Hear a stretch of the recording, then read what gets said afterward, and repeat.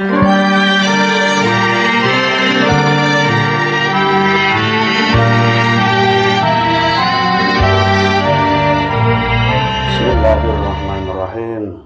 Assalamualaikum warahmatullahi wabarakatuh. Alhamdulillah wa syukurillah wassalatu wassalamu ala rasulillah wa ala alihi wa sahbihi wa mawalah. Amma ba'dah, la hawla wa la quwwata illa billah. Saudara yang dirahmati Allah, sering kita membanding-bandingkan sesuatu dengan dua atau tiga hal yang sebenarnya tidak lebih baik di antara satu dengan yang lain. Contohnya begini, kita sering mengatakan bahwa si A itu sebenarnya punya amal soleh, perbuatan yang sangat banyak. Tetapi sayang bahwa dia itu juga punya keburukan dan kejahatan yang sangat banyak juga. Coba lihat si B itu. Si B itu memang amal baiknya sedikit, tetapi dia juga kejahatan, keburukannya tidak terlalu banyak, sedikit juga. Nah, lalu kita bilang, di antara keduanya baik yang mana ya? Ya kayaknya baik yang itu, yang si B itu, karena keburukannya sedikit, walaupun kebaikannya juga sedikit. Nah, kemudian kita juga sering membandingkan begini. Beliau itu orang yang ibadahnya rajin, tapi sayangnya dengan orang kok tidak baik, tidak begitu bagus. Coba bandingkan dengan yang itu. Dia itu ibadahnya memang kurang baik, tapi dengan orang baiknya minta ampun. Nah, lalu kita punya kesimpulan bahwa yang dengan orang lain ini baik, maka itu lebih bagus dibandingkan dengan si A tadi yang ibadahnya itu banyak, tetapi dengan orang lain kurang begitu baik.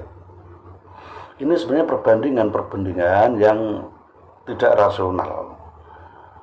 Maka suatu saat ada orang yang datang kepada Sayyidina Abdullah bin Abbas atau Sayyidina Ibnu Abbas menanyakan, mana yang lebih baik di antara orang yang punya kebaikan yang banyak sekaligus kejahatannya banyak dibandingkan dengan orang yang kebaikannya sedikit tetapi keburukannya juga sedikit. Kemudian Sayyidina Ibnu Abbas hanya menyatakan, aku lebih memilih keselamatan daripada perbandingan-perbandingan itu. Karena apa? Karena sebenarnya itu tidak ada gunanya satu kebaikan yang diperbuat pada suatu saat yang kemudian dihapus oleh kejahatan atau keburukan pada saat yang lain. Kurang begitu bermakna ketika seseorang pada malamnya menjadi ahlul ibadah di hadapan Allah, tetapi pagi dan siangnya sudah dirusak dengan niatnya yang buruk, niatnya yang jelek. Kurang begitu bagus, bahkan tidak berguna ketika dia banyak pahala ibadahnya, tetapi dirusak dengan sikap buruknya terhadap sesama manusia. Tetapi juga tidak akan diterima juga ketika seseorang punya amal yang baik terhadap sesama manusia, tetapi tidak beribadah kepada Allah Subhanahu wa ta'ala. Jadi harus kita sesuaikan bahasa yang sering digunakan orang, soleh ritual dan soleh sosial. Akhlak terhadap Allah bagus, ibadah dijalankan dengan sebaik, tetapi dengan orang lain juga baik. Artinya hablum minallah, hablum minan-nas, ini seimbang.